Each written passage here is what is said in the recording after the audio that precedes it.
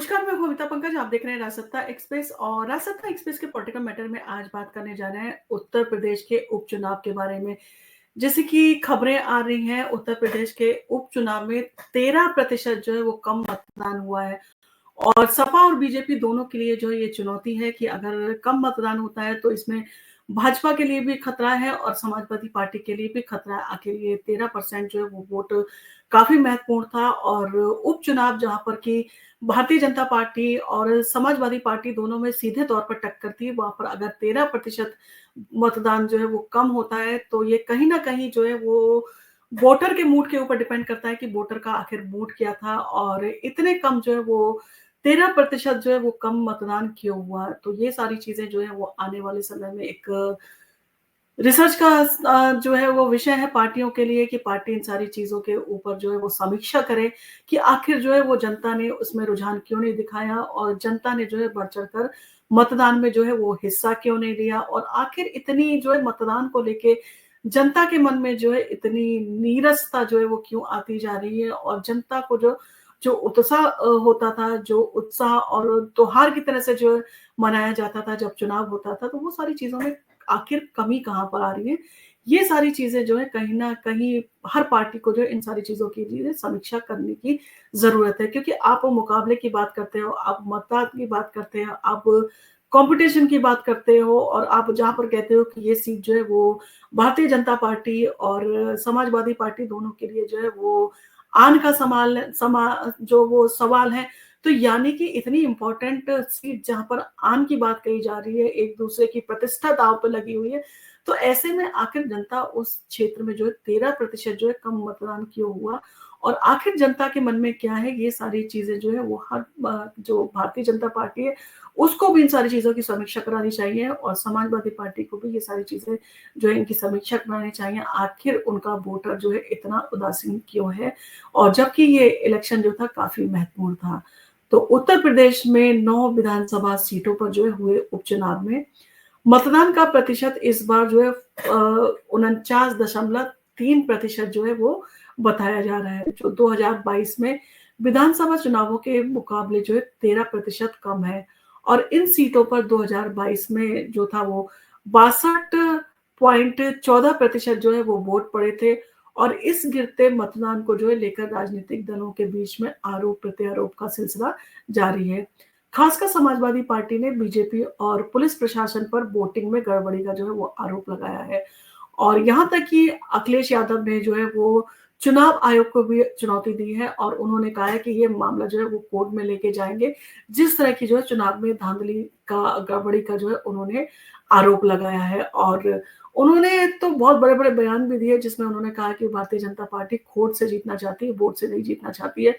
और भारतीय जनता पार्टी की मंशा जो है वो इन सारी चीजों को लेके है और वो बेईमानी कर रहे हैं और इन सारी चीजों की धांधली में जो है इलेक्शन कमीशन उनका पूरा साथ दे रहा है। यहां तक कि उन्होंने पुलिस प्रशासन पर भी वोटिंग में गड़बड़ी का जो आरोप लगाया है और कौन सी सीट पर कितनी वोटिंग हुई, अगर इन सारी चीजों की अगर हम बात करें तो चुनाव आयोग के अनुसार मुरादाबाद की कुंदरकी सीट पर सबसे ज्यादा जो है वो 57.7% जो है वो मतदान हुआ, जबकि गाजियाबाद में यह आंकड़ा केवल 33.3% था और इसके अलावा मीरापुर में 57.1% और खैर में 46.3% जो है वो रहा और करहल में, जो कि बहुत इंपॉर्टेंट सीट थी जहां पर भारतीय जनता पार्टी और समाजवादी पार्टी की सीधे टक्कर थी, तो करहल में 54.1% जो है वो मतदान हुआ और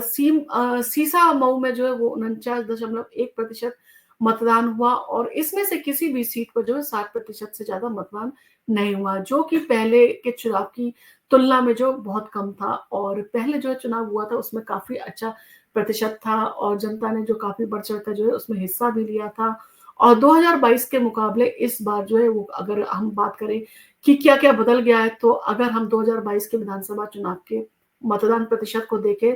तो इन 9 सीटों पर कुल जो है 62.14% जो है वो मतदान हुआ था और 2022 में कुंदरकी की सीट पर जो है वो 71.26% जो है वो मतदान हुआ था, मीरापुर में 68.65% जो है वो मतदान हुआ था और खैर में जो था 60.88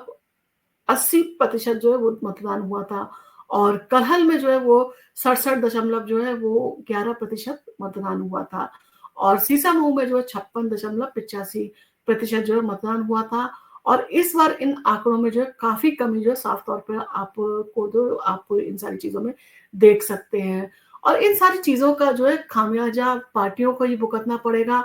और क्या मतलब का जो है इन सारी चीजों का अगर बात करें कि इन सब चीजों का क्या मतलब है और क्या मतदान का कम होना नुकसानदेह जो है साबित होगा पार्टियों के लिए तो इसमें साफ तौर पर कहा जा सकता है कि उपचुनाव में 13% कम मतदान सपा और बीजेपी दोनों के लिए जो चिंता का विषय हो सकता है और इस बार जो है आपने देखा होगा कि बहुजन समाज पार्टी ने अपना पूरा जोश और पूरा जोर जो है लगा दिया था और उन्होंने भी इन सारी चीजों के लिए अपनी रणनीति जो है वो तैयार करके रखी थी और उनका मेन मकसद था जिस तरह से उनको उनके ऊपर भारतीय जनता पार्टी की बी टीम होने का जो है वो दाग लगा हुआ है उन सारी चीजों से जो है बाहर निकल के आने के लिए इस बार मायावती ने जो खासा प्रयास किया है और इन सारी चीजों पर जो है इतना असर भी आपको देखने को मिलेगा जिस तरह से इन भारतीय जनता पार्टी और समाजवादी पार्टी के वोट काटने का काम सीधा तौर पर जो है वो बहुजन समाज पार्टी ने किया है खासकर सपा के लिए क्योंकि कम मतदान का असर उनके समर्थकों तक जो है पहुंचने में हो सकता है और इन सारी चीजों के साथ में सपा की स्थिति जो है अच्छी भी नहीं इससे जाएगी तो गाजियाबाद खैर फूलपुर और सीसामऊ जैसी सीटों पर 50% से कम वोटिंग हुई है जहां बीजेपी का जो है प्रभुत्व रहा है और सपा के लिए ये चुनौती जो है साबित हो सकती है क्योंकि बीजेपी को इन सीटों पर बढ़त मिलती हुई दिख रही है यानी कि बीजेपी इन सारी चीजों से जो है अपने आप को बचाने में कामयाब हो सकती है और सियासी समीकरण और एग्जिट पोल की अगर हम बात कर रहे हैं तो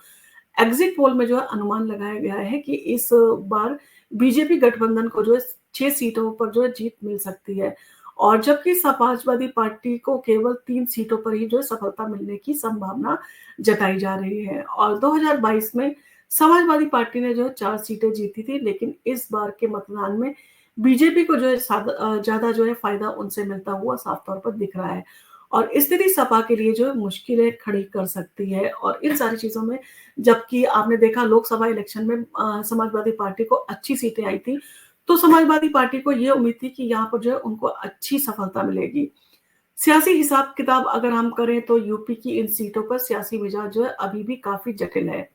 मीरापुर कुंदरकी और सीसामऊ जैसी सीटों पर मुस्लिम वोटरों की संख्या काफी है और जबकि करहल में यादव वोटों का जो है दबदबा है और फूलपुर में यादव मुस्लिम और कुर्मी वोट जो है ज्यादा है और निर्णायक भूमिका में ये लोग होते हैं